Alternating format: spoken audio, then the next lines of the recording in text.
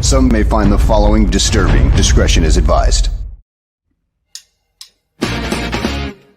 Hey everybody, it's Aldo Gandhi, and I just want to let you know really quickly that our swag shop is reopened. DeepDishTees.com is where you go, and that's tees with T-E-E-S. Clever name, guys. They're the new home of our merchandise. You can get t-shirts, you can get caps, you can get coffee mugs, you can get hoodies, you can get all sorts of good stuff, and you'll help out the bar room with the purchase. So head over to DeepDishTees.com.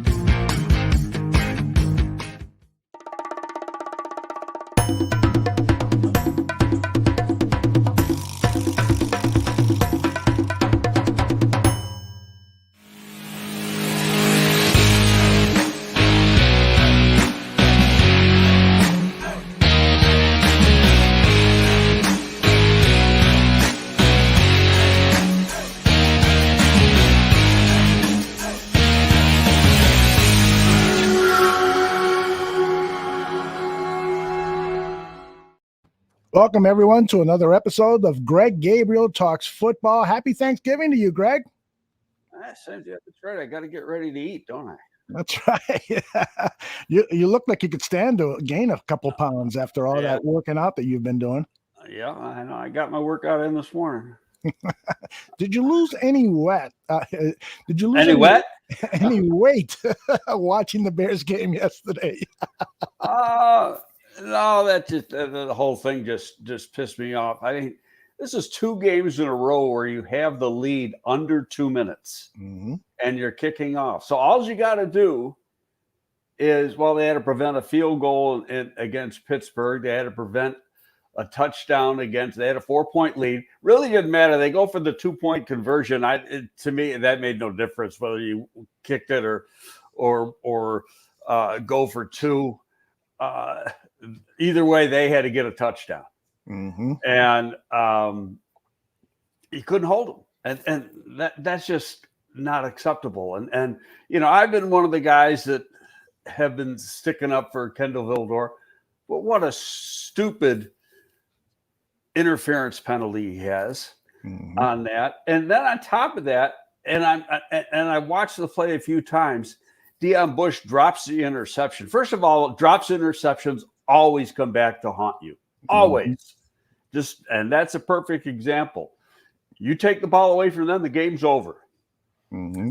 If he intercepts that ball, I don't know if that flag goes down. Right. Because that was a late flag. Right. Yep.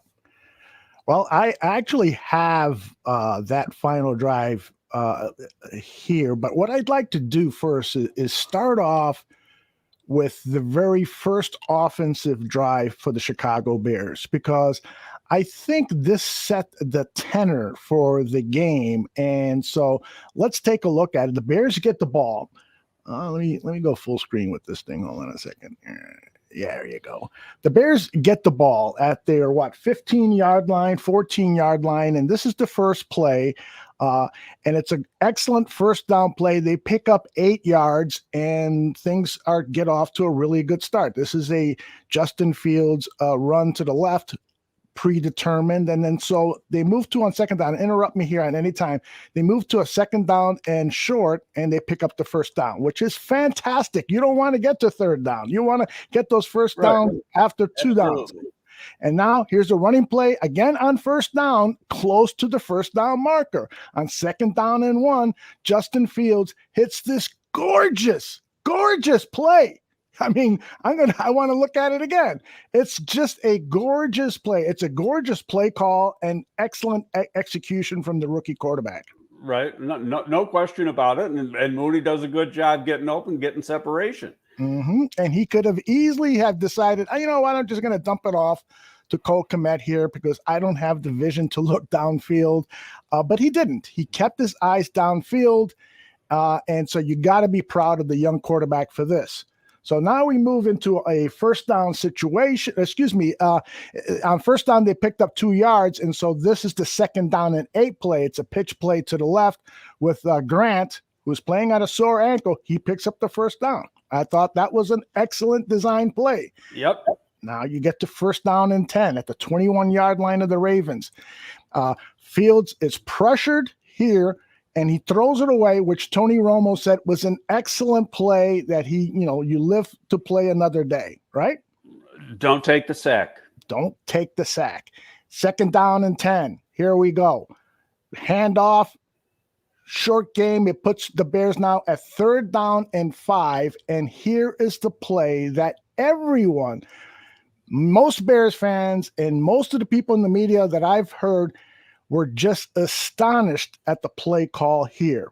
It's a pitch to David Montgomery on the right side. As you can see, the linebacker is already reading it and moving towards that direction. It's as if they knew the play and they failed to pick up. Play it back just a little bit, only because you from where you had it stopped, it was after the ball was already, okay, this is a better view anyway. Yeah. So I figured, I know you love this point of view, so I figured I got to keep this in for Greg. So why don't you take your observations from here? Well, you got an overload to the offensive right side from the defense. Right. So I mean, that's a play where, and I can't tell you, it's very easy for me to say inexperienced rookie quarterback. Mm-hmm. Mm-hmm. Okay. Mm-hmm. But, not knowing exactly what's going on, I'm going to say this. He should have had a way to check out of that play. Mm-hmm. Because that, and go to the other side. Even if he does it himself, make the pitch and then boot to the other side. Now, you did have this guy coming, the linebacker there on the outside was not blocked, Mm-hmm. but you still had an overload going there, even a reverse. If you could have somehow checked into a reverse going against that particular defense, the play would have worked. Right. And I'll also note that the right guard, James Daniels, he decides to help Larry Borum with his block, which is probably how he's coached. But that leaves, what's his name? Queen, number 6, unattended. And when Queen is blasting by Daniels, number 68 there, Daniels has his back completely turned to it. And it doesn't help that Montgomery gives up on the outside rush, running to the outside of the tight ends. He instead decides to pause here, and that allows... Well, that's what happens, Aldo, when you got a zone scheme. Okay. Because it leaves it to the running back to make the decision, okay, of where he's going to go. So, if he cuts back, he's dead in the water. If he stands still, and the defense gets penetration there. Right. So look where the line of scrimmage is, and then look where the defenders are. Mm-hmm. The defenders are all sitting on the Bears side of the line of scrimmage. Mm-hmm. So, I mean, they won that play. Yeah, they sure did. So I think the best way to say, I can't say is necessarily a bad call. Okay. It's a great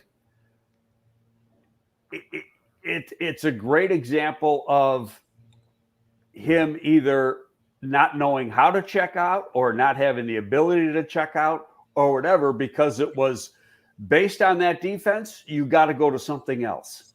Mm-hmm. That's my interpretation, just looking at the tape. Right. Well, I hear what you're saying, and I think it's a great explanation. Give Fields an opportunity to check out if he doesn't already have that. And from an execution standpoint, because I love the way Sean Desai, I think it was last Thursday's press conferences, we can call whatever, but basically what it always comes down to is the execution of the players. And I've been saying that for years. Yeah. I mean, it's funny. I go back first Notre Dame game this year, and Brian Kelly, all the politically correct people jumped all over him for saying this. He said, we got to execute better. And then something along the lines of, and that includes all the players, execute the players. But that's what it is. If you do what's Bill Belichick say? Do your job. Yep. It's not a hard game, but at the same time, you got to have the right call. Now, I didn't listen to much of the presser today. I don't know if anybody brought up that particular play and say, does Justin Fields have the ability to check out of that play? Now, I guarantee you, Andy Dalton would have seen that and would have checked out of it. Right. And that's the experience factor. Now, in saying all that, and Andy got everybody excited by going the length of the field in 2 plays his first drive, but after that, except for that last pass, he was very average. There's nothing he did that you're going to say he should be the starter next week. But Thursday, I guarantee he will be the starter, because I think, the rib injury that Fields has is not going to allow him to play this week. Absolutely not. There's no way. They're not going to say that. And people were jumping on Nagy's back, saying, why can't he be truthful? Well, why does he want to tell Detroit? I think at this point, Greg, it doesn't matter to play these mind games against Detroit. It doesn't matter. The fact of the matter, and Brad Biggs is his 10 points, that he column that he publishes every Monday on the Chicago Tribune is just so well done, especially the first 4 or 5. Writer. Yeah, he's a great writer, and he knows his football. And basically his first 3 points were all related to the point that this Bears offense is putrid. It's awful. And that Matt Nagy has had so much time to develop this offense that's what's causing these games to be lost by the Chicago Bears. Yes, you can point the finger to the defense the last 2 weeks and that they've broken down in the fourth quarter. But I get it. The offense still isn't scoring enough points. Exactly. True. And we got to be fair. Justin, that was not, you're looking for the arrow going up with Justin Fields. Yesterday, it went down. It went down. No he doubt. He did not have a good game. His accuracy, ball placement was off. I think he was bothered by the blitzes they were doing. But let's get back to the offense. The playbook is pretty much the same playbook as Kansas City's, and Kansas City works. But the difference is, you got Andy Reid running that offense, and he's the master, and he's the guy who designed the offense. And so, so it goes back to, I got to get one of Belichick, the same thing. I want to get one of Belichick's assistants because New England's so good, but there's only one Belichick. And guess what? There's only one Andy Reid. So you can rely on a coaching tree, but at the same time, there's no guarantee. I mean, we've seen coaching trees have no success whatsoever. So let me ask you, Greg, because it's very likely, in my opinion, the odds are going up with CG cameras up that the Bears are going. Put it this way, I think, I said this last week. If it's, and I'm sorry for interrupting. That's okay. If they don't win Thursday, it's all over. It's over. It's over. Okay. It's over. So they have, but even I honestly believe a decision's already been made. I'm with you. Okay. Now let's switch gears here a little bit. Because I don't know if I want to talk about that game anymore anyway.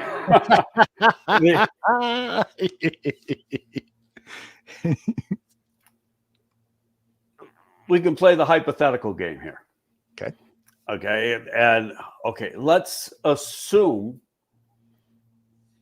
that the hierarchy decided Matt just can't get it done, and we got to make a change. Okay. Are they going to make a change with just Matt? Or is it Matt and Ryan?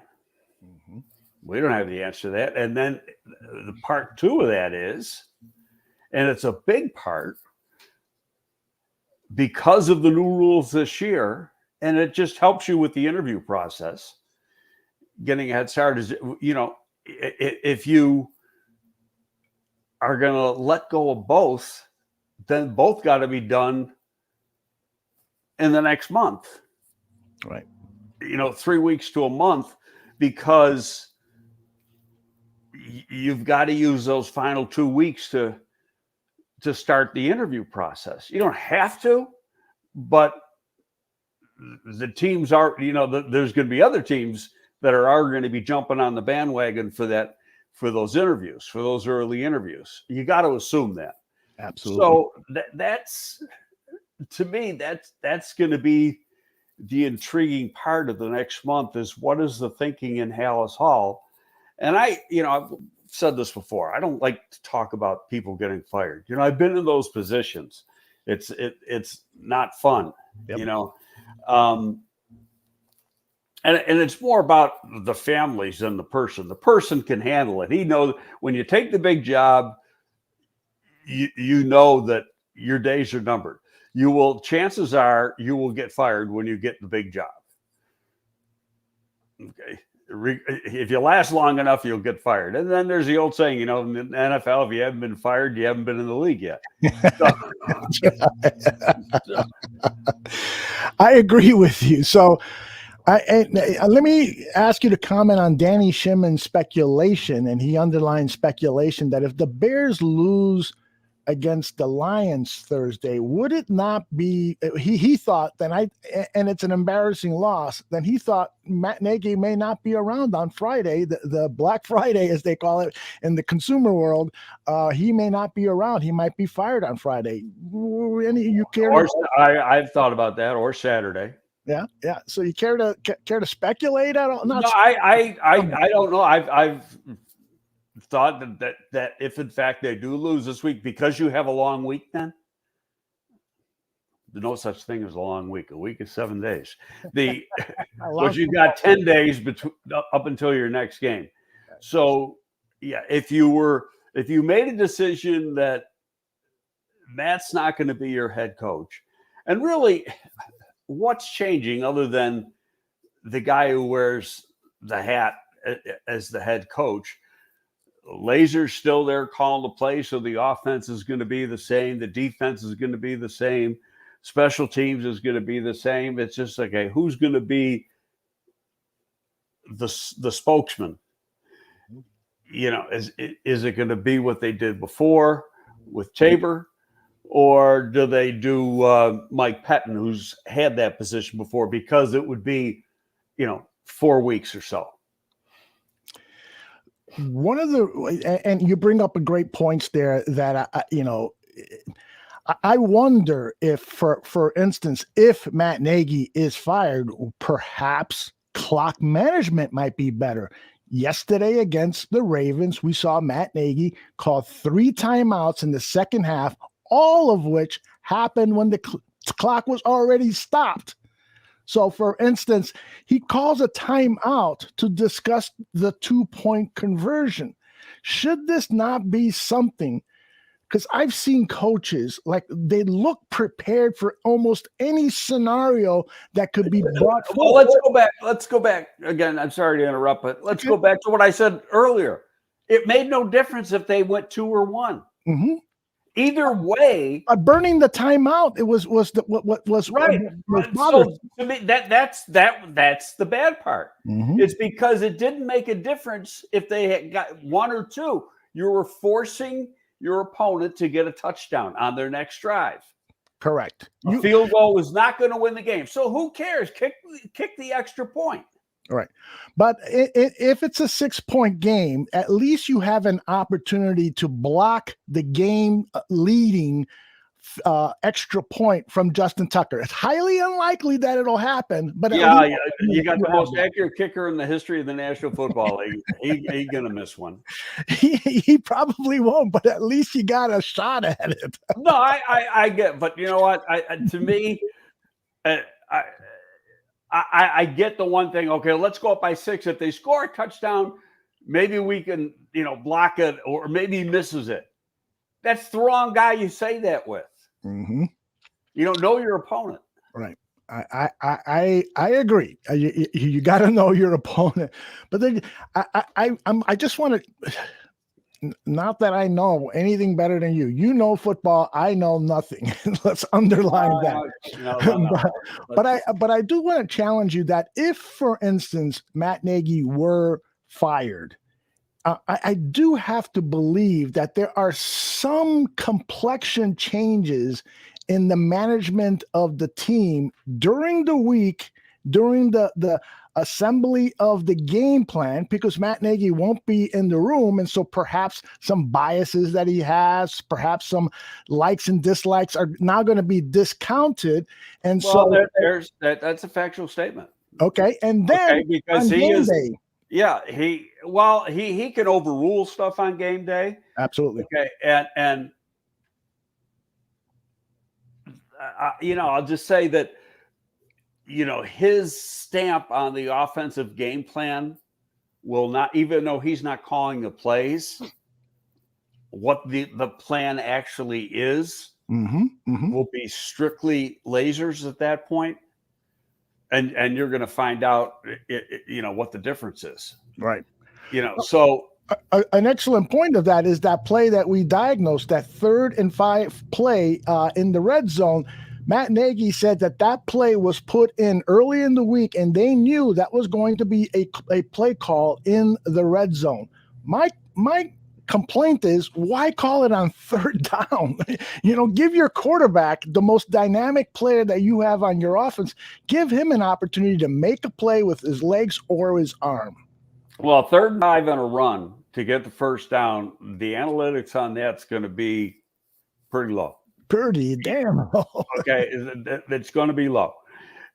Unless you make it, and then you're going to say, great play call. You know how that works. But I get back to, you come to the line of scrimmage and you see how the defense is set up, and right away, now that's when there should have been a timeout right there. If he doesn't know what to do, if he's a rookie, he doesn't know what to do. If I'm Laser Nagy, I'm yelling into that headset, timeout. Exactly. Okay, because the defense was set up to stop the play that was called. And again, we don't know what capacity Justin Fields has to go to another play. Right. And, to me, yesterday underlined what you and I have talked about, is that if Andy Dalton would have started every game this season, the Bears would likely have more wins. Correct? I agree with that. I mean, you changed the whole complexity of the season when you made that decision that Justin Fields was going to be your starter. Mm-hmm. So now you've got to have a little bit less in your game plan, and hopefully as he learns, you can add to your offense each week. But it hasn't helped that you've had a bunch of injuries. Mm-hmm. Okay, on some key players, the offensive line, you had Montgomery hurt, you've had receivers hurt, so there's been a bunch of different things going on. And that's not anybody's fault. That's just what it is. But, whether that came from above, and we talked about that a few weeks ago, or from the coaching staff, we don't know the answer to that. And we're never going to know the answer to it, because nobody's going to ever give us the truthful answer. Mm-hmm. Yep. Now, getting back to the point about, if you fire the head coach and during the season, what does that mean for Ryan Pace? So what I'm getting to is, I have a love-hate relationship with Ryan Pace. I think he's made some excellent moves, but I also think that he's made some really bad moves. And I think let's be fair. They're in the GM in the league that does make some bad moves too. Absolutely. Okay, so that's across the board. You're thinking you're doing the right thing, there isn't. But it's you got to look at some contracts, and you can go back and say, why the hell did we do that one? Mm-hmm. And one being Danny Trevathan. Mm-hmm. Okay, and I've said this, and I was looking up some numbers before we went on the air. We know A-Rob's not going to be here. Nope. That's a given. I don't think Hicks is going to be here. Nope. I don't know how many games I'd have to go back and look how many games he missed last year, but he missed time last year. He's missing time this year. Yes, he's great in the locker room, but unless he plays at a real reduced salary, which you're probably not going to do, unless that's all he can get, that's the unknown part, then you can't have, between those two, you got $30 million. Mm-hmm. You know, and you're going to have some money, especially because you don't have a number one. You know, one of those quarterbacks is going to be gone next year. I don't know which one. Now, you know, Andy Dalton may want to go someplace where he can play, but maybe he's going to find out, you know what, there's no place to go. Maybe he's better off staying here. And then it's who's going to be the coach if they're going to make a change. Right. Who's going to be the general manager if they're going to make a change, because that's going to have a big influence as to who stays, who goes, as far as the players. Right. Right. You know, there's so many unanswered things, but you got to have, first thing you got to do is you got to have money. And I'm not a proponent of going out and spending a gazillion dollars on some free agents. A lot of times that comes back and haunts you. Yep. Okay. And look at the teams that have success in free agency. They don't spend anything. They wait. And Chris Ballard's one of them. He very rarely gets into the money game in free agency because he knows you got to overpay. Yep. You know, he waits until there's a bargain out there. And then he'll go get it. Belichick's the same way. Last year is the first year I can remember where Belichick's really gone, you know, this past off season, where and that's because he was stripped bare. He had to do something, and he had some money. But before that, he also had the quarterback. Right. That was my complaint with the acquisition of Khalil Mack. As much of a player that I admire the guy. He's a a tremendous player. He's one of the best in the NFL. But the money allocated to him just cripples you with what you can do. And you need 11 guys. Yes, you need some superstars on defense and some superstars on offense. You need that. But maybe with the money that was allocated to Khalil Mack, you can acquire two young superstars on defense. No, I'm not gonna agree with you on that one, because he's a difference maker player. Now, granted, he's been banged up the last couple of years, but still, even this year, he was off to a great start. Oh, and then and then you got to look. You know, everybody was criticizing the Quinn signing for last year. Well, he's making up for it this year now. Quinn is playing some ball now. Now you got to get some other guys to play along with him. You know, I think the Danny Trevathan extension, if you want to go pluses and minuses on certain things, I think that was a bad idea. You know, and that's in hindsight, but you know, you're going to have, he's going to cost you money to cut even next year, but it's you know, keeps going down. You're just going to have to bite the bullet, because I think he's got 3 years left on his contract after this year. Dented Fender has an excellent point here. He says Pace keeps overspending on free agents because he doesn't draft well. Now, I don't agree with that, because there's been some good draft picks. Yes, but at the same time, he's had to sign free agents because he doesn't have enough draft picks to make up for draft mistakes. Perfect example, Jimmy Graham, because Adam Shaheen, a guy from Ashland University who played junior high school. There's a lot of people, you know what? There's a lot of people that you know, Adam's still playing in the league. He gets banged up, but he's still playing. But there's a lot of people in the league that were falling on that one, saying, "Oh, you know, I'd love to have this guy." He's not the only guy. So he's the guy, though, that made the pick. If he doesn't make the pick, somebody else is going to make the pick. I don't think, and there were rumors that Shaheen was the target of some other team, which was perhaps why Pace drafted him in the second round. But it's hard for me to believe that he had a lot of second round grades. People had you're looking at it, what he can be, but they were wrong. Okay, and you're it's easy to second guess and say, yeah, they were wrong, but you do a lot of intel, and I tell you, you're doing a lot of intel. You're making a lot of calls in the weeks leading up to the draft, and you're trying to find out what teams are excited about what player, and if you know the right people, you can find these things out. I think it's a little harder now than it was when I was there because of a few different things. Teams are a little more secretive, but still, if you're going to grade Ryan Pace, you got to grade him. You're going to give him a minus on Mitch. So far, you got to give him a plus on Justin Fields. But then there's a guy that I know well who's not in the league anymore, and he was texting me today. Well, he screwed it up again. He should have taken Mac Jones. And I don't agree. Personally, I don't agree with that, and I said that. I think, yes, Mac Jones is a better player today, and that's because of the offense he played in at Alabama, what he's doing, and the team he went to.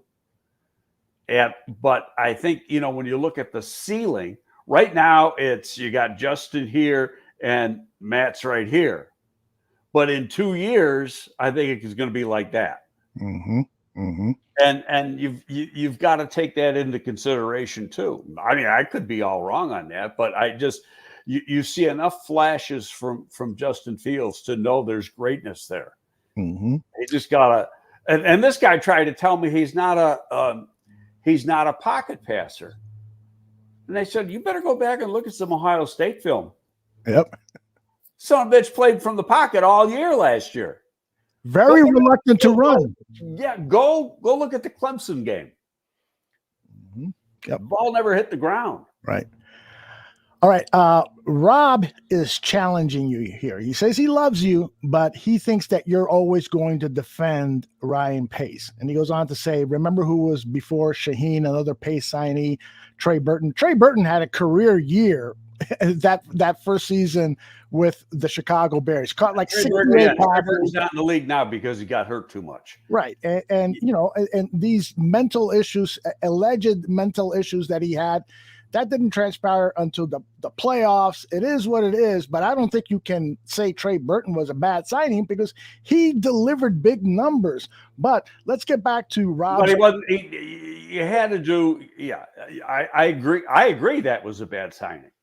Okay. And there's a couple things I can't say. I'd tell you off the air, okay. But I'm not gonna say it for public. Having to do with that particular player. Okay.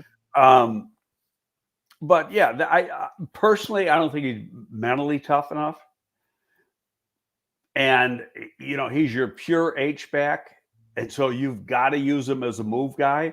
And he was being used in tight. Mostly he was used as a move guy. But if you put him in tight once, that's once too often. That's not his position. Not at all. He only weighed 235 pounds. He's 6'2". This guy's a former quarterback. Right. They were trying to land a cheap man's Travis Kelce type of. Yeah, but Kelce's 6'5". Yeah, but I should just say a pass catching tight end, which is what Trey Burton was only good at. That was it. He could throw a pass, maybe. He did it in a Super Bowl. But I don't have that big of a problem with the Trey Burton signing. Obviously, it didn't turn out well. Because he only had. Well, yeah, but it didn't turn out well mostly because of the injuries. Let's be fair. Exactly. He got hurt a lot. It wasn't one injury. It was like a half a dozen. Yes, it's very, very true. But let's get back to Rob's accusation here that you're always going to defend Ryan Pace. I'm going to defend the process because I've been part of the process. I know what goes into making decisions. Okay, and so that part I'm going to defend because you don't just say, oh, let's go get this guy. You're doing research and you have, I can't tell you exactly what goes on there is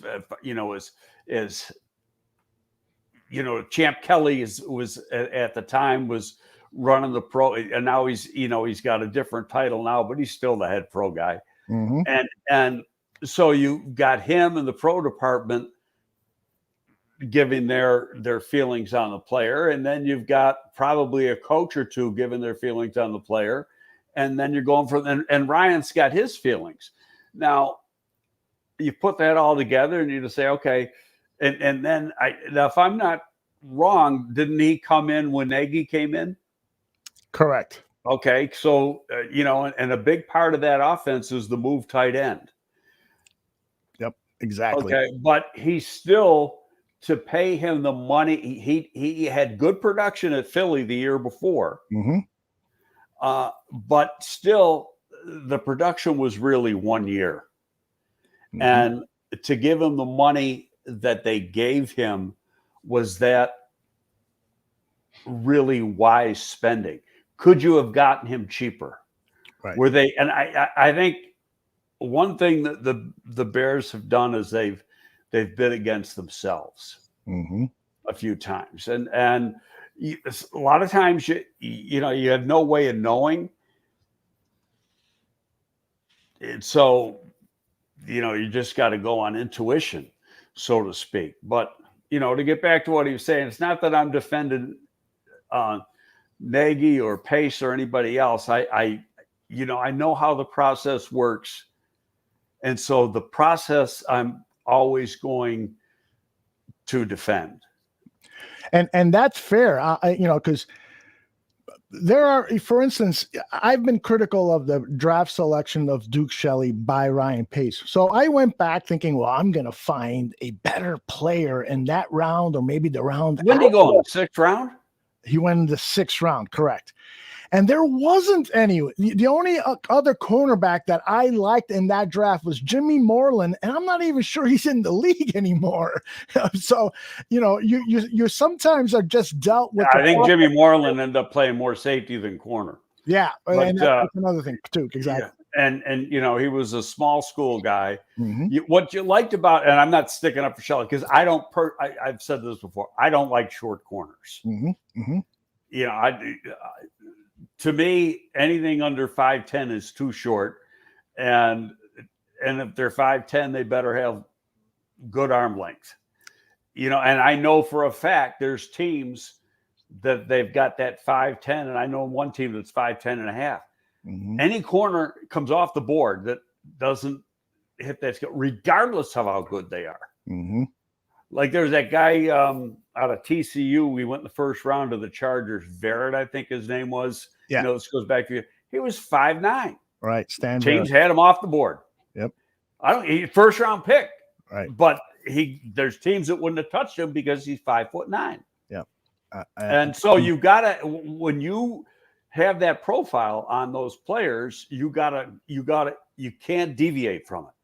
Exactly. And I'm not one of those guys that's going to go out and, if I'm making the decision, draft me a 5'8" corner because there's too many damn big receivers. Exactly. And they're playing the top receiver of the team so often in the slot that to me, the slot cornerback position has become more and more important with each passing year. The way defense is played now, the slot corner, the nickel corner is a starter. Yeah. Yeah. When you look at the amount of snaps he has. Yes. Yeah. Okay. So and you're playing with one less linebacker, and you're playing with 5 DBs. Somebody on Twitter, I think it was somebody from the Chicago media, said that the Bears have more depth at quarterback than they do in their secondary and at the wide receiver position. Well, there's been injuries too. Let's go back. The last 2 games have had breakdowns in the secondary in the final 2 minutes. Who's missing? Eddie Jackson. Okay, and what do we say about? Granted, he misses some tackles. Yep. But he also runs the show back there, and he's pretty damn smart. Yeah. Okay, and you're missing that key cog to the secondary where his presence could have made a difference in those 2 games. We're never going to know for sure because you can't play the game over. Right. I'll give you another signing that I was disappointed in that Ryan Pace made. When he extended the contract of Tariq Cohen, I said to myself, why are you doing that? These kinds of specialty backs are a dime a dozen. Well, I don't know if they're a dime a dozen, but yeah, no, I get. But the other thing is that he was physically he was taking a beating as the season he's played 3 games since he did that. Signed that contract. Right, exactly. And you could just see that his play, he was running towards sidelines so often because he was being hit so hard. And he was nowhere near as built as a Darren Sproles, who had muscle on top of muscle. Tariq Cohen isn't that type of player and therefore unable to take that punishment. Well, Darren Sproles, and I scouted Darren Sproles, is a lot bigger in the lower body. If you look at them height and weight, they're almost identical, but their bodies are put together differently. And Sproles is real big in the lower body, where, I think Cohen is strong, but he's just not as thick or as powerful in the lower body. Now, I have no problem with giving the guy extension because he was going to be an important part of your game. You can't, it was a freak injury too. The guy came running in, hit him into his, if you remember the play, like head first into his knee, and that tore the ACL. But, and most players come back from that. He hasn't come back from it. There's been, who knows what's going on. Supposedly he's working out, but he sure as hell isn't ready to play. And I don't think he'll play at all this season. Doesn't look that way. Well, then you got a 4-year contract and he's played in 3 games. So does the next coach, if there is a next coach, keep him, or does the next general manager keep him, or do you bite the bullet on that one? And I think part of it has to do, you got to know more about the health of him. And we don't know what that situation is. Right. I mean, there's been rumors that he had a second surgery, but what was the second surgery? Why? Right. Did he have scar tissue and they had to manipulate him? Because that's not really a surgery. That's, I had that on my knee when I had 2 months after I had my original knee replacement done. I had to have a manipulation done. They call it a surgery. It took 15 seconds. They take your knee and they go, while you're out, and it's done. Okay. Because they want to tear the adhesions.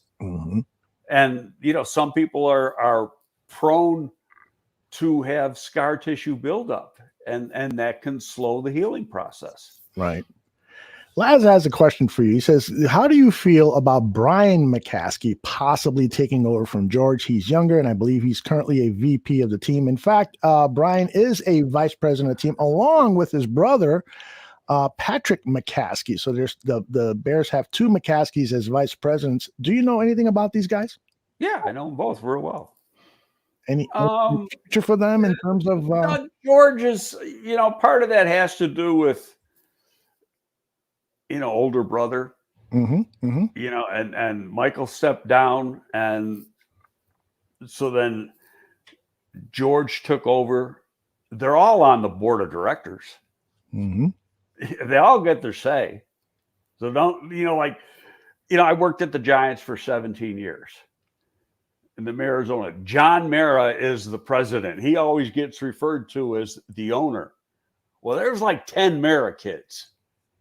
And those other kids have a say in things too. Right.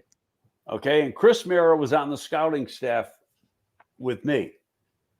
And Chris Mara is very, very involved with all the personnel decisions. He also doesn't have now, and he is very well qualified to be the general manager. But why would you want to be the general manager when you own part of the team and then you got to take the heat? So you still make all the decisions and you let the real GM take the heat.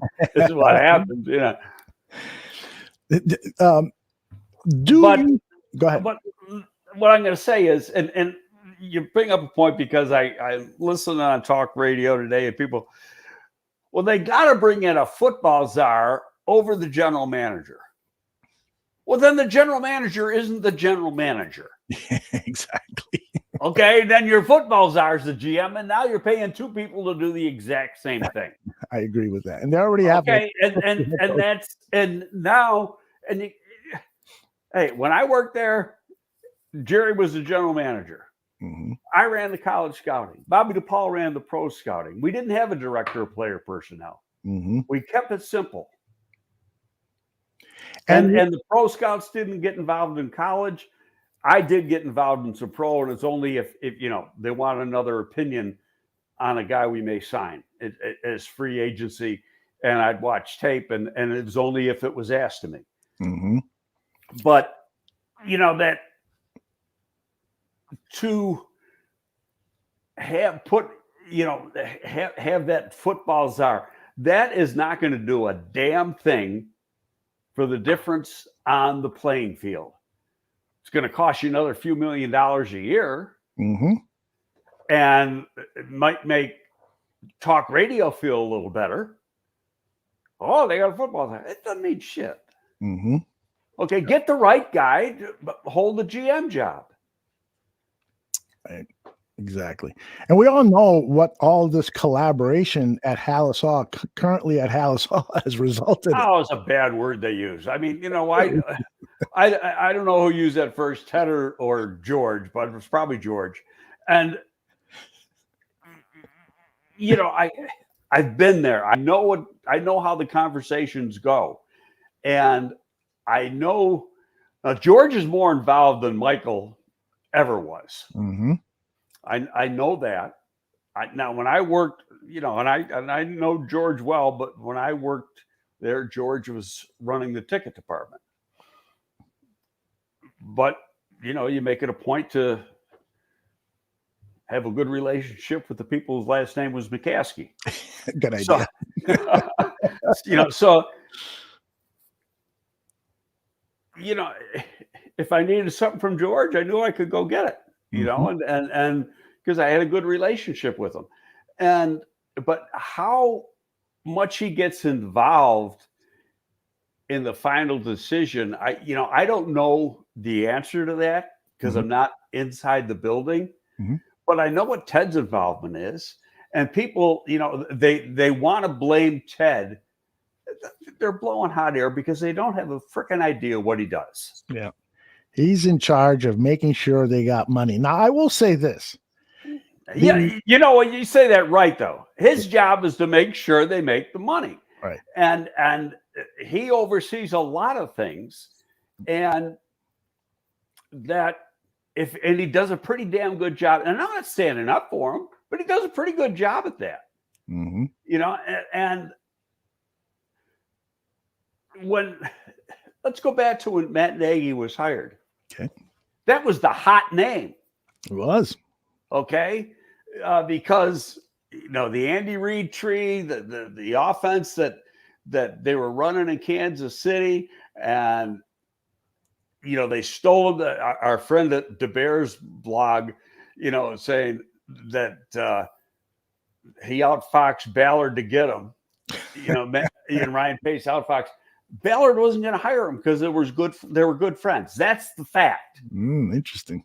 Yeah, they were very good friends, and he interviewed him, but he interviewed him more out of courtesy than anything else to actually help him with this situation. But he knew that when you hire a guy, eventually you may have to fire him. And as the kids were friends, the wives are friends, and so it's like, I'm not going in that direction. Mm-hmm. Yep. That's fascinating insight. I appreciate that. And Bear Truth has an interesting question for you. He says, do you think that the Bears have any guys in the organization already who could become the general manager of this team? One guy whose name has popped around a lot in media circles is Champ Kelly. He's a guy that's going to get interviews for GM jobs, outside Chicago and maybe even Chicago. What do you know about Champ Kelly and anyone else in the organization? I met Champ, and I can't say I know him. I've met him. Mm-hmm. You know, had conversations in passing with him. Everybody speaks very highly of him, but I can't tell you. You know when you know if somebody's a good football guy? When you get to read their reports and what do they put down on paper, and you know what are they seeing? Because you know what I know what I'm seeing, and I don't care if somebody disagrees with me, but I want them to have strength in their conviction, you know, and be able to sell the player. But you know, I've been on the road with guys that I thought were pretty good scouts only because of how you saw them conduct themselves on a school call. Mm-hmm. But were they good evaluators? I don't know, because I've never seen a report.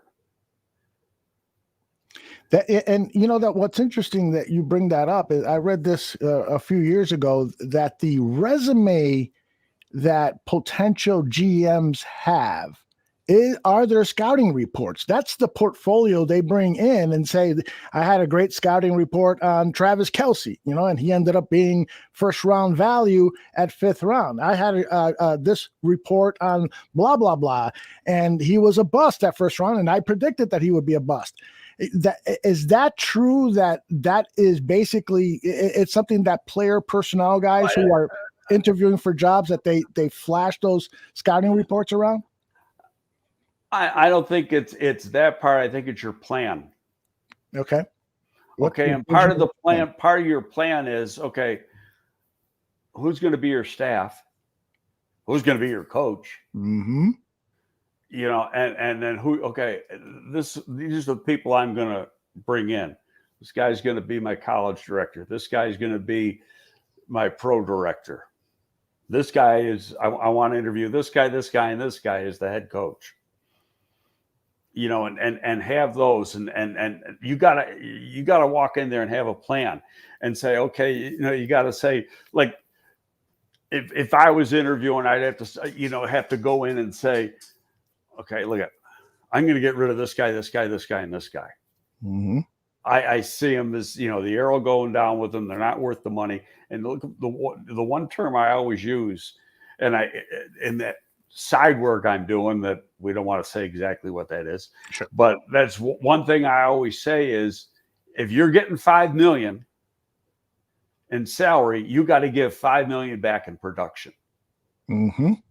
Right. Don't pay for past successes. Pay for that's right. And so, and when you don't give $5 million back in production, you become useless to the team. Mm-hmm. Yep. Very well put, and something that, well, I won't say it. I don't want to pick on Ryan Pace. I don't want to, no, but I mean that's just my own philosophy. But here's an interesting thought that I just had based on what you said. So when people say, don't you need somebody who knows football above the general manager? So when that prospective general manager is being interviewed and says, I want to bring in this guy, is it possible that Ted Phillips doesn't know who these people are? So, you know, there's very few. Okay, that's a good point. But at the same time, well, that's why they brought in like an Ernie Accorsi, mm-hmm. because you get somebody, what's the word I want? A impartial person involved in the process who does know what's going on. Mm-hmm. Okay, and you're paying that guy a pretty good chunk of change now. You might be getting $250,000 or $300,000 or something like that for a month's worth of work. Mm-hmm. And shit, I'd take it. And you know that, but why have a guy now that you're paying $3 million to, mm-hmm. who's going to be doing the exact same thing? And what your GM then, if you do that, your GM is nothing but a glorified player personnel director. Mm-hmm. I mean, you got to set up your hierarchy correctly. Right. Exactly. I totally, I mean, I worked many years in corporate for corporate America, and those are the things that I learned about corporate America. It applies to professional football too. When you're building a front office and a management team, it's very similar principles. And it's funny because we would hire football coaches like Bill Cowher came in and talked to a bunch of employees, and he was espousing a lot of the same things that the corporation would espouse. But that never happens the other way around. I don't think we've ever seen a football team bring in, like Jeff Bezos or somebody like that. But Right. Probably a good thing they haven't. But it is interesting. I got a thought regarding, you were talking about paying players a lot of money. What is your opinion about potentially paying a general manager and or coach a lot of money? Like, for instance, the Raiders paid $100 million for John Gruden. Somebody in the chat earlier said, what if Sean Payton were to become available and he wanted 10 years, $110 million? He's 57 years old. What are your thoughts about that? First of all, I think the world of Sean Payton, but I'd still never give him a 10-year contract. Okay, even at 50. I worked with Sean for 4 years, maybe in New York, and been friends with him for a long time. Knew him before that. Scouted him at Eastern Illinois, and I think he's a great coach. I'd hire him in a second, but I wouldn't give anybody a 10-year contract. That does sound excessive. I mean, and why the Raiders did that? Did Gruden had him over a barrel? I mean, it's going to be interesting. I think, they fired him with cause because of those emails. So, how's that going to turn out? How much money did he really see? A lot of that contract was backloaded, where he's making a lot of that money on the final 5 years, not the first 5 years. And then he brings in his own guy who never had any experience in the real football world. He was in the fantasy football world because he was a draft guy, a draft guru, and Mike Mayock. And Mike was as good as they come as a draft analyst because he did do the work. Okay, but he never did it for real. That's a big difference. Okay, when you got the gun to your head, it's real easy for those guys to sit on television and say, well, I would have done that. Why does he take, they're leaving so-and-so. Well, they don't have 70% of the information, starting with the medical, which is very, very important. And a lot of times they don't have the character information. Yep. And so you've got to, it's not just what the player does on the field. The medical plays into it. And I don't make the medical decision as a scouting director. The doctors do. And if you're going to trust the doctors, you're going to trust what they're going to tell you. By the way, I got to answer this question from Ravi is asking about Mark Hatley. Mark Hatley passed away many years ago. If I recall correctly. Great guy. Yeah, he was actually serving as the team general manager, but didn't have that title for He was vice president of player personnel. Okay, so he was the general. But manager. he was the I don't know if he oversaw everything that a GM does. Jerry replaced Mark. Okay. So, and I knew Mark when he was at Kansas City before that. So, went way back. Highly respected guy, really good guy. And the truth be known is there was a big battle, and you probably know this, between him and Skip Bayless when Skip Bayless was working in Chicago. Yes. And it was a bad experience for him because Bayless would just keep killing him. Yeah, it was ugly. Yeah, and I wasn't here for that. I found out about it after the fact. But Mark didn't even want to be here anymore. Yeah. Well, I don't think he was totally happy with the organization. There were, at that time, the Chicago Bears organization was going through some dysfunction, and I can hear people all over the world saying, "Back then, what are you talking about? They go through dysfunction every single day." Well, okay. But Now, it was worse then. again, I wasn't there either, but I know that when we came in, things started to change. Mm-hmm. Okay, Michael was more involved. Well, going back to a few years before that, Michael was more involved, and then Ted got pushed up. Mm-hmm.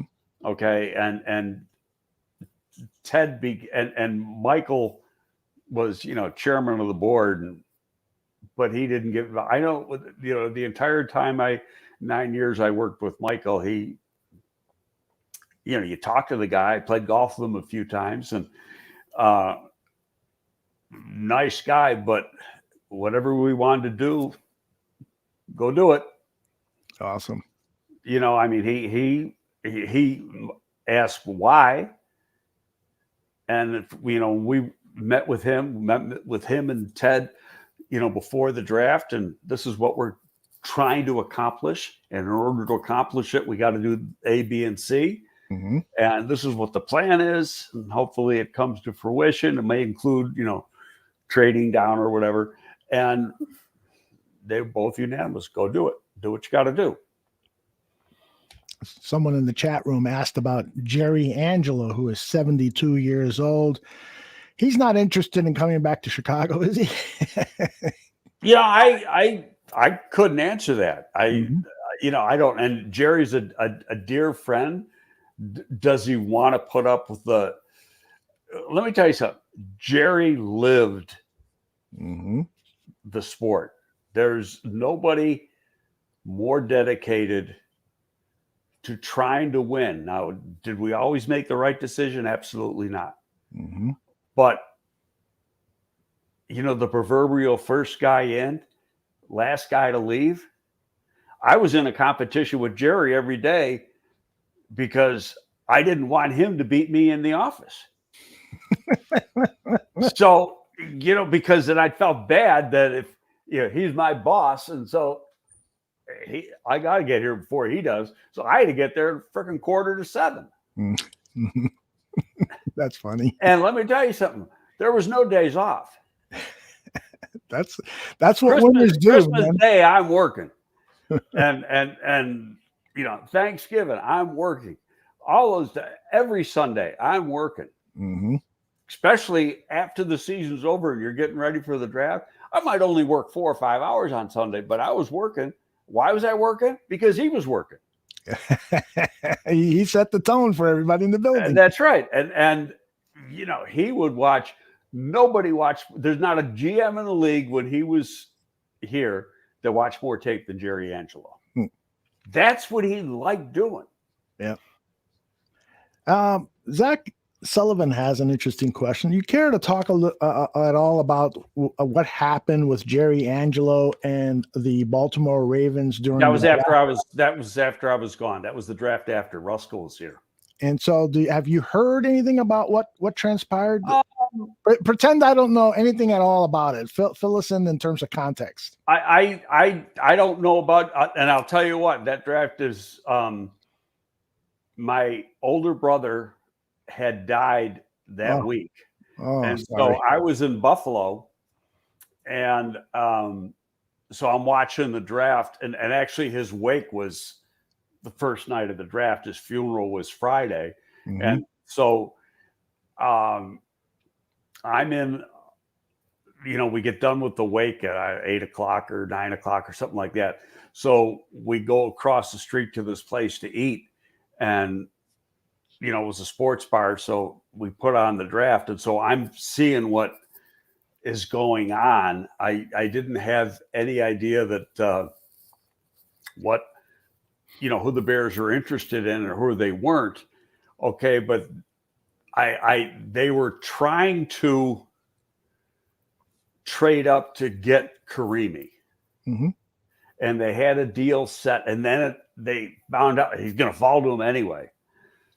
So they pulled off the deal.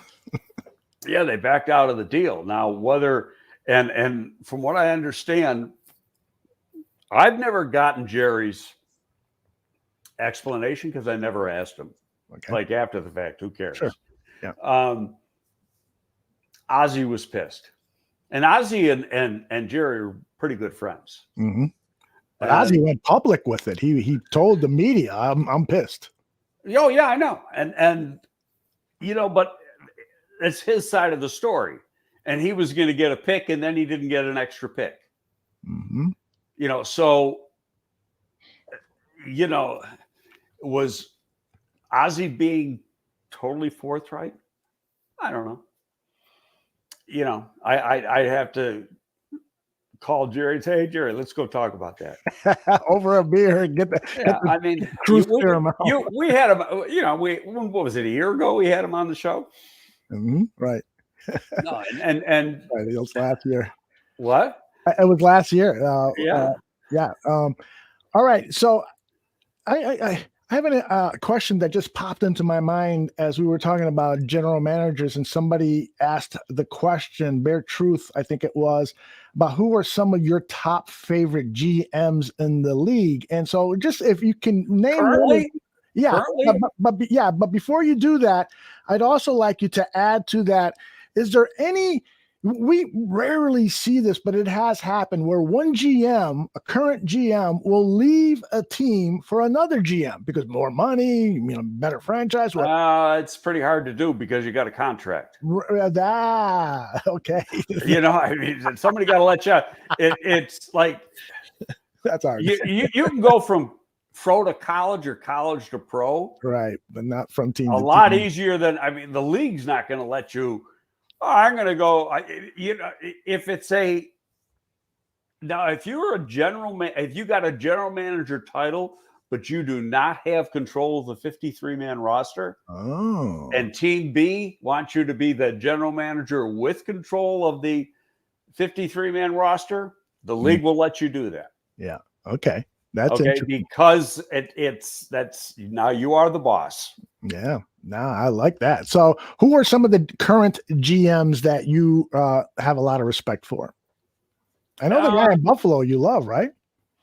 I don't know Brandon Beane very well, but I think Brandon Beane has done an excellent job. Mm-hmm. Okay, now they aren't playing well right now. Oh. I think, that team is, last year they were hungry. You'd think that because of how they lost in the playoffs, they'd come back even hungrier.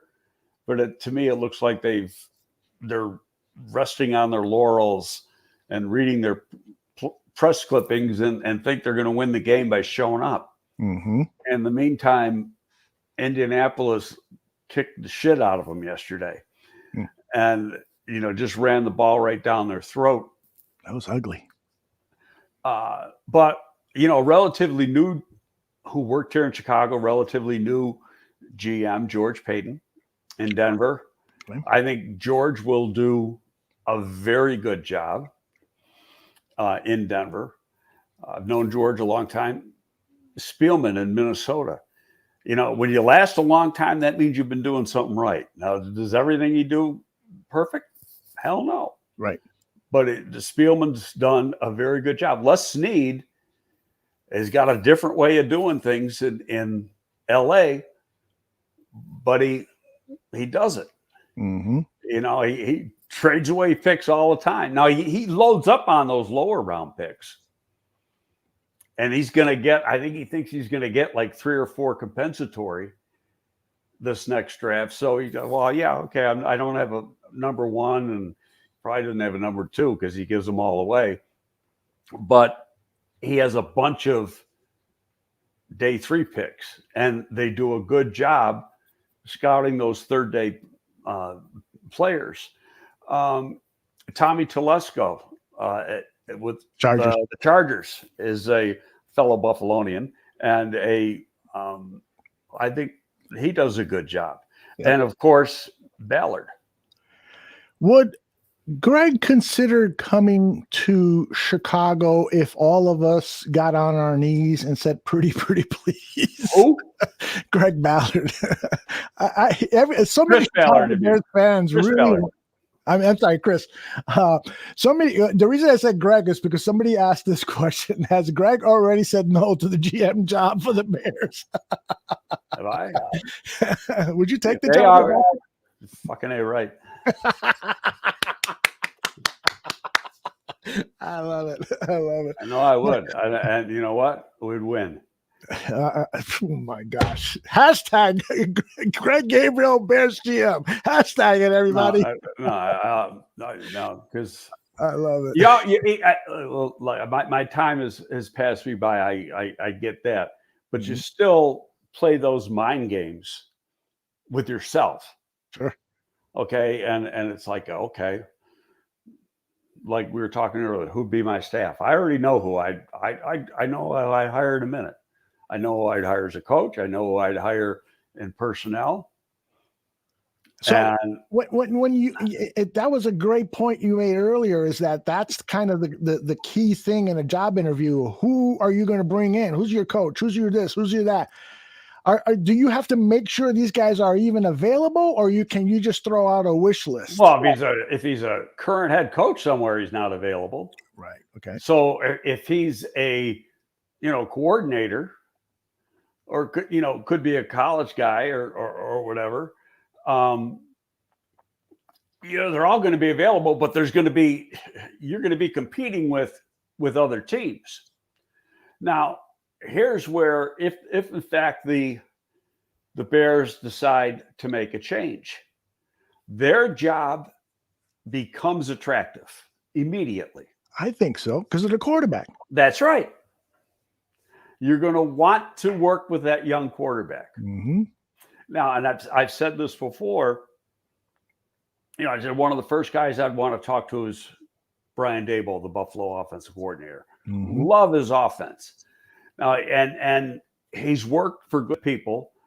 Technically, he's part of the Belichick tree, but he's been gone from Belichick for so long that he's got his own way of doing things. And in between, he was the OC down at Alabama for Saban for a few years, and then he came back to the league. So some people told me, and I don't know if it's true or not, I've just told it that he's not a good interview. And I think I said this on our show last Thursday. I don't care if he interviews good; he can coach. Right. You got to look past. I don't care if the guy wins the interview. I want him to win games. Right. Yes. And can he relate to his players? Mm-hmm. But still, it's when you're interviewing a coach, you're throwing hypothetical situations at him, and you want to find out the answer. And some of it is negative stuff. If you got a player uprising going on or something, how are you going to handle it? Mm-hmm. And problems in the locker room, how are you going to handle it? Mm-hmm. But it's also staff, and you're not always, some guys will say, I want this guy as my coordinator, this guy as my O-line coach, etc. But don't give me one name, give me three, because you might not be able to get your number one. Right. Right. Okay. And so then you got to go to number two or go to number three. Todd Bowles, another name I would talk to in the second half. And I got a relationship with Todd. I've worked with Todd, known him for years. His agent is one of my best friends. Mm-hmm. So, but as good as as well as I think of Todd, what would be one of the deciding points on hiring him? I know he'd be a disciplinarian. I know he would command the respect of his players, and I know his players would play hard for him because we've already seen that. Mm-hmm. Okay. I want to know who his coordinator is on the offensive side, who his offensive line coach are, because those are the two most important hires he'd have. Because he's going to, like Nagy's an offensive coach and he controlled the offense. He first came in. Todd Bowles is, you don't worry about what he's going to do on the defensive side, because he's going to get people there, that he's worked with and he's trusted, everything else. You want to know who he's going to, you got to a quarterback that you trapped it up and you got a lot invested in, who's going to be the coordinator, who's going to be in charge of developing this guy. And right away, if they make a change, people are saying, well, you got to go after a guy who can develop the quarterback, Justin Fields. Well, no, you got to get the best head coach. Starts there. Okay. But you got to know through the interview process when you're talking to him who his assistant coaches are going to be, especially if he's a defensive guy, who are going to be the guys he wants to get and can he get on the offensive side of the ball. Mm-hmm. And going back to this version of the Chicago Bears, I think the Bears have a good quarterback coach in John DeFilippo. And I offer that opinion based on what I've seen when he's done some blackboard stuff on YouTube. I've heard some interviews. The guy is very articulate. Everything he says makes sense to me, a amateur football student. And so I don't think any of the development issues that are going on with Justin Fields have anything to do with the quarterback coach. I just think it's more of the system and the guy. Part of it, though, hear me out on this one, because you got a pretty strong quarterback coach. You got an offensive coordinator. You got a head coach who's a former quarterback, and for all intents and purposes was the offensive coordinator. Mm-hmm. You got three heads. Yeah. Do you need three heads? That is an issue that has been plaguing the Bears. Too many shots. I mean, we don't know exactly what goes on because we're not in the room. You're not in the building, sure. So you don't know exactly what happens. I'll tell you another guy I talked to if I was going to be the coach, only because I know he's going to be a damn good coach, and he hadn't been interviewed in the last couple of years, and why he didn't get hired when he was hot is beyond me. And I know why, but it's Dave Toub.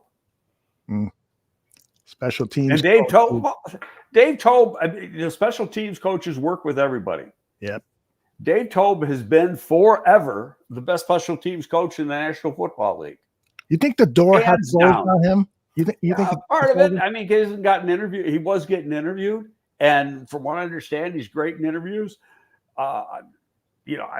Dave's a friend, so yeah.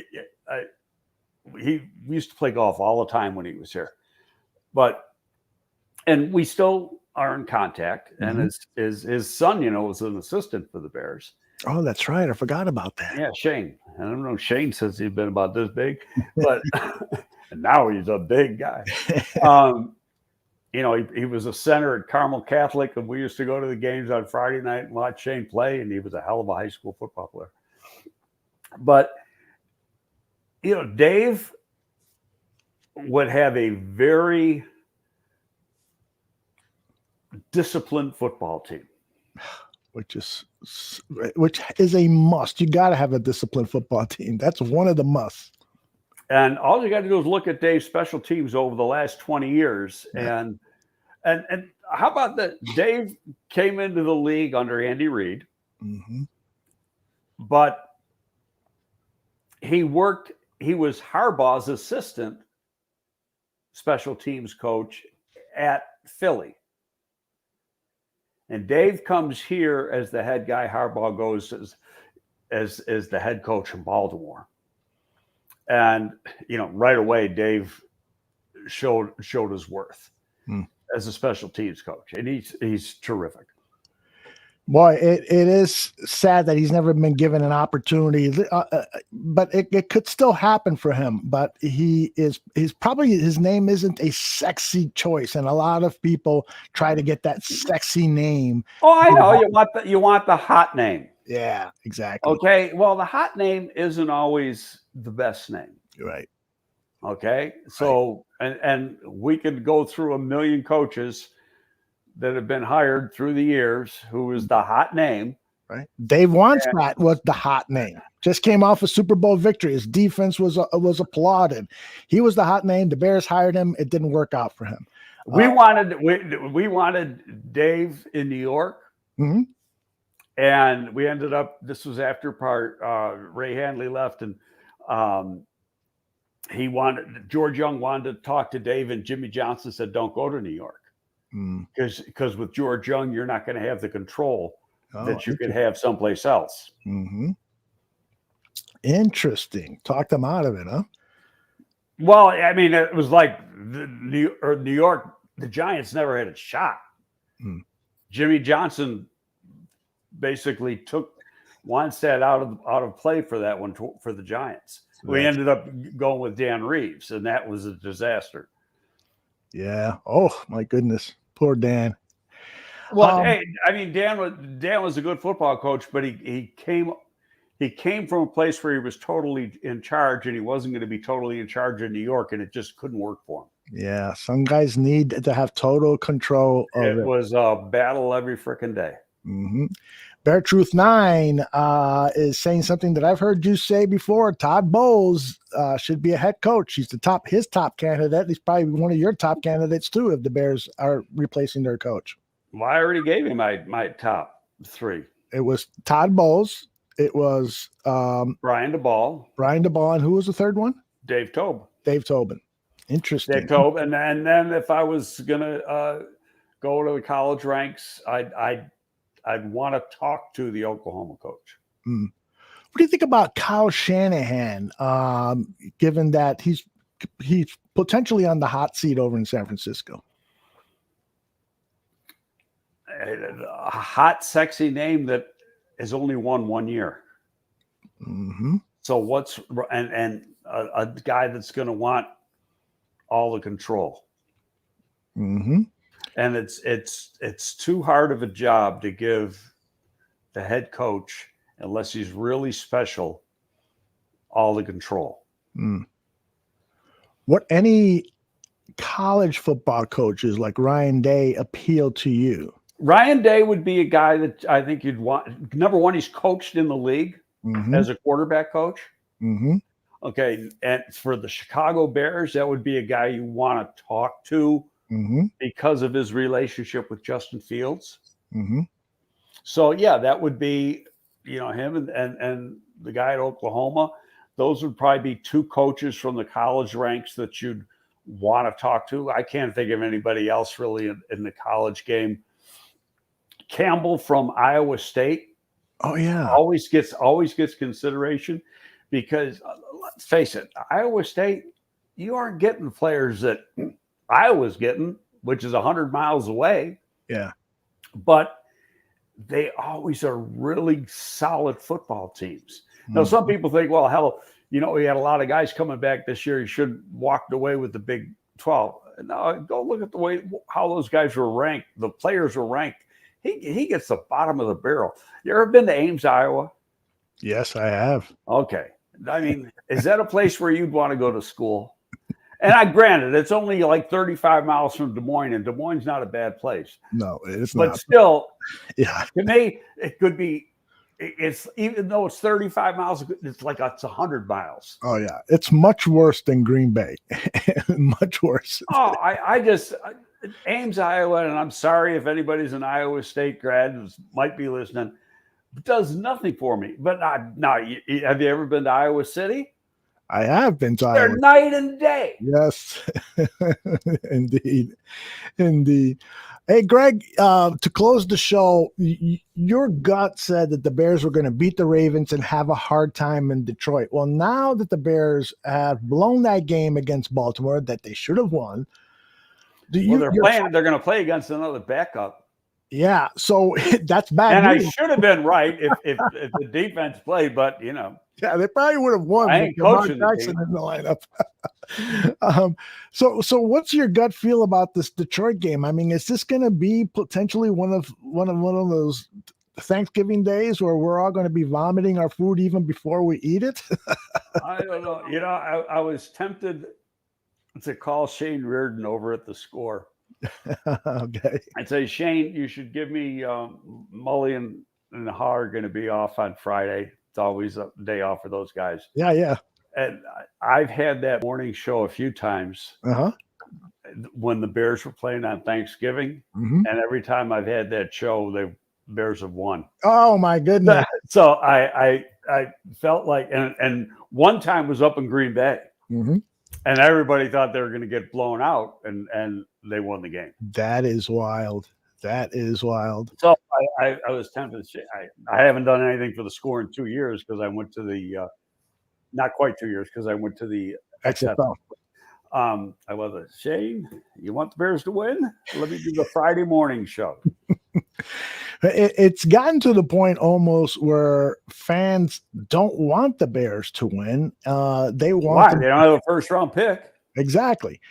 But it goes to the Giants. It is nice to have a high second round pick because a lot of first round talent falls to the top of the second round. Absolutely. You got, I mean, talk for another day, but you got a group of guys you get in there. I call them 20 to 40 guys. Mm-hmm.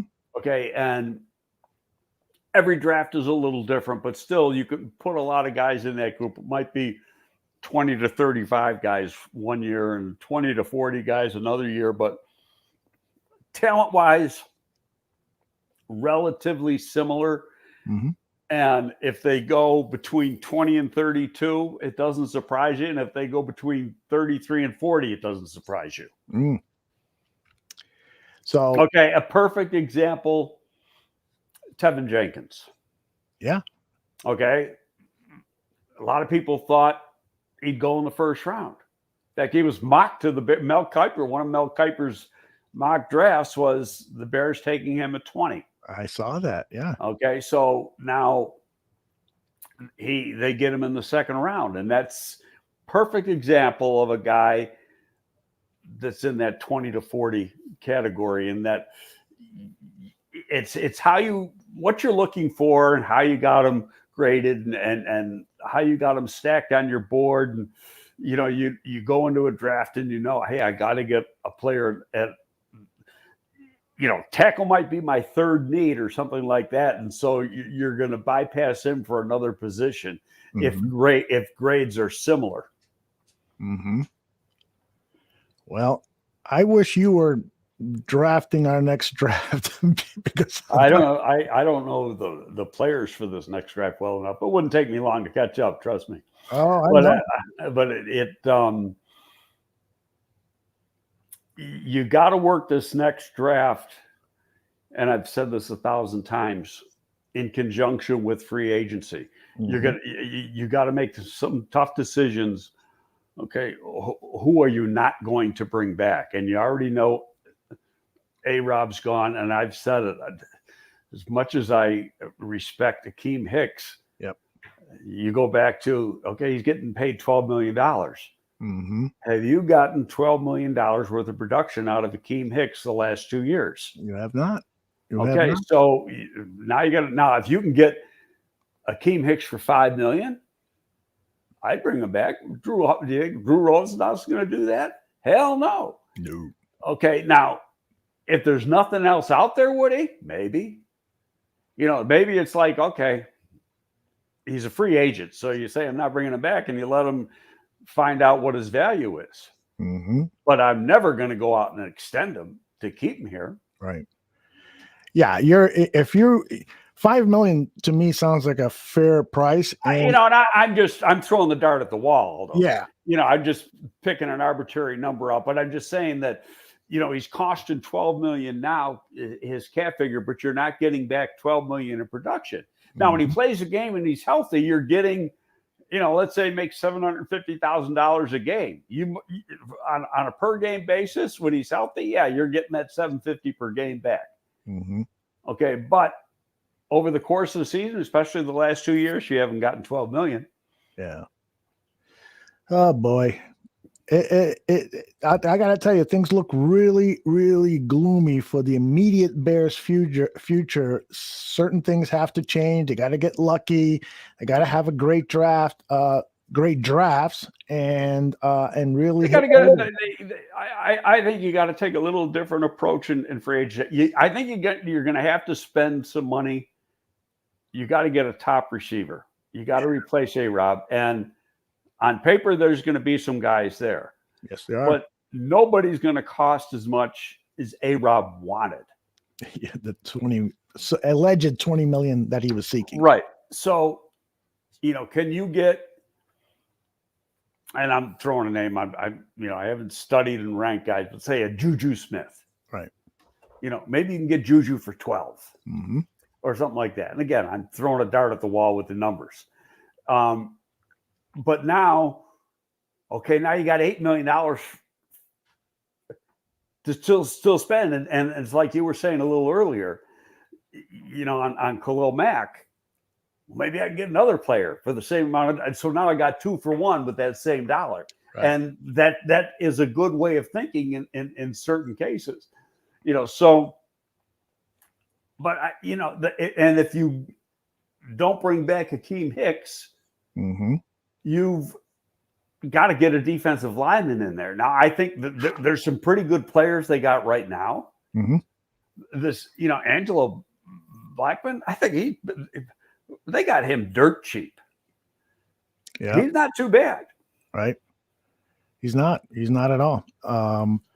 He's not the kind of guy you want playing 50 snaps, but he can give you 20 to 30 great snaps a game. But you're going to play. But the point is, in defensive football right now, very few defensive linemen are playing 60 snaps. They're playing a rotation. True that. Yeah. I didn't see how many snaps he played yesterday, but he did play a lot yesterday. But you're right. Well, he had to because Hicks wasn't there. Right. But Henderson's playing, the rookie, Tonga's playing. All these guys are playing, and for the most part, they didn't play too bad. I don't know if I can put it on. I mean, the pass rush was pretty. They got 6 sacks yesterday. That was incredible. Yeah. So that part was good, mm-hmm. but the secondary broke down. Sure did. They sure did. And let's hope they don't break down against Detroit and the second or third string quarterback they're going to throw out there against us. Hey, even if it's Goff, all you got to do is punch Goff in the mouth and he's got a glass jaw. Oh, that is so true. Our chances might be better with their starting quarterback than their third stringer. That's for sure. To me, that is not a tough guy. Yeah. Well, we'll definitely be watching. I know you will. And what are you doing on Thanksgiving? What happens at the Gabriel home? This will be the first time since I've been in Chicago mm-hmm. that. Well, I got to take that back because I got married my 3rd year here. Mm-hmm. I don't remember. I think I went home 1 year to Buffalo, my first year, just for the Thanksgiving, like. Flew out Wednesday night and came back Thursday night or Friday morning. Mm-hmm. But since Robin and I have been married, this is the first year we're not having it here. We're going to one of the kids' house for. Oh, interesting. Yeah. So you'll be watching the game from one of your kids' homes. Well, I probably won't go over there until either halftime or the game's over. Gotcha. But And speaking of that, how are we going to work this show? Well, that's a good question. Do you want, if you're available Friday, I'd love to do a show Friday with you. And if not Friday, then we'll be back here a week from today. I'm here Friday. I know my dog's got an appointment on Friday at the vet, but that's in the morning. Mm-hmm. And my wife's gone all day because she works in retail on a Black Friday. Oh yeah, poor lady. So it's I mean, I probably could go Friday. I don't know of anything I got planned other than to watch some good college football because that's rivalry weekend. There's always Friday and Saturday. It's great stuff indeed. So we'll pencil in next Friday and we'll communicate via text and let people know. And if not, we can do it Monday. I'd rather do it Friday because then, Yeah, everything is still fresh in your mind and we can complain or celebrate, hopefully celebrate because I want the Bears to win out. And that doesn't mean that I don't want Matt Nagy gone. I think Matt Nagy's time is gone. But last question for you, Greg. If Matt Nagy and the Bears win the remaining games that they have on the schedule, here's the schedule. Week 12, week 13, 14, 15, 16, 17, and 18. Right? Who the hell we got? We got Detroit. We got the Lions on week 12. Well, so you can cross off week 13. I don't think they're gonna. Where's the Arizona game? Arizona is at home. Everything in white is at home. Everything in okay. orange is on the road. Well, maybe if it's 20 degrees, but they're going to get their quarterback. Green Bay's up there. That's going to be a tough game. Yep. Minnesota is actually starting to play good. They started are. off terrible, and they are putting together. I think they'll beat the Giants. Yep. I think they got a chance of beating Seattle because Seattle, they look bad. They're not very good. And they look bad. And I think I'll tell you that you want an old coach. I think Pete Carroll's done in Seattle. He sounds like he's done. I'll tell you that. He sounds like he's fed up with Russell Wilson, and he's looking for a new job. I'm not sure a cold weather city, Chicago, is up Pete Carroll's alley, but who knows? No, Pete's my age too. Is he gonna? I think if there are millions waiting for him in the broadcast booth for sure. He's a very slick talker. Either way, we'll be talking about the rest of that schedule and so much more, hopefully on Friday, but if not, next Monday here. I want to thank everyone that has joined us live in the chat. We had a lot of people joining us. A lot of people look to you, Greg, to help them get over the loss or just simply to come over it. The game pissed me off. I mean, hey, you don't get over that. When it's there for the taking and then it gets grabbed from you, you don't like that. Yeah, that is. I'd rather get beaten by 3 touchdowns than lose like that. Yeah. So, but that reminds me. The question that I had for you was if for some miracle of miracles the Bears go ahead and win 5 or 6 of their last remaining games, does Matt Nagy deserve consideration to keep his job? That'd be a good question. That's a good question. I mean, I'm not avoiding it, but that's going to be up to George and I personally, I think they've already made a decision, regardless. Mm-hmm. But it's a good question. I don't like the body language from Matt right now. Oh, it's awful. It's awful. He looked like he was in tears yesterday in the post-game press conference, and it looked like, a lot of people in the chat room on our after-game show were saying it looked like he's already been told, this is it for you, buddy. You can keep your office for another few weeks, but it's over. We're not bringing you back next year. Now, I'm sure that didn't happen, but he probably in his heart knows that the job is slipping away from him. Well, when you lose 2 games that you had, yeah. I mean, you're winning with under 2 minutes to go, and you lose the game, and you lose them both pretty much the same way. Yeah. What are you gonna do? Yep. Well, and the $64,000 question, to use an old TV show cliche, is can he develop Justin Fields? And because if Justin Fields returns this season and starts to play at a high level, then perhaps the management is going to say, well, yeah, he's starting to develop into a great quarterback. Why should we make a change? But then I'm going to answer it this way. Okay, we've seen over the last month it's been pretty much like this. I thought yesterday was like this. Yeah. He dropped off. He really did. In fact, Hub said it too. Now, he started slowly before and come back in the second half. Right. He really didn't have the second half because he got hurt. Right. So there's no way of knowing if he would have even got him in the game like Dalton got him in the game. Mm-hmm. I mean, when Dalton came in, did you think they were going to score in 2 plays? No effing way. Yeah, well, that happened. And then when's the last time you saw 4th and 11? You got to get this play to keep the drive alive to win. And they threw a freaking touchdown pass to Marquise Goodwin, who was only open by about 10 yards. That's all. Yeah, which is another. He could have caught the ball as a punt and backed into the end zone. Yes, indeed. Well, I'm hoping we could talk about Friday's. I'm hoping we could talk Friday about Thursday's game. We'll be definitely in touch and let our audience know We've got an abbreviated schedule of shows this week, so the best way to stay on top of things is to follow us here on our YouTube channel or just follow the Twitter account, my Twitter account, at Barroom Network. Greg, you're the best. I could talk to you for another 3-4 hours, but we'll save it. We'll accumulate it all over the next 2 or 3 weeks. All right, brother? Okay, buddy. Okay, talk to you later. Bye-bye. Talk later.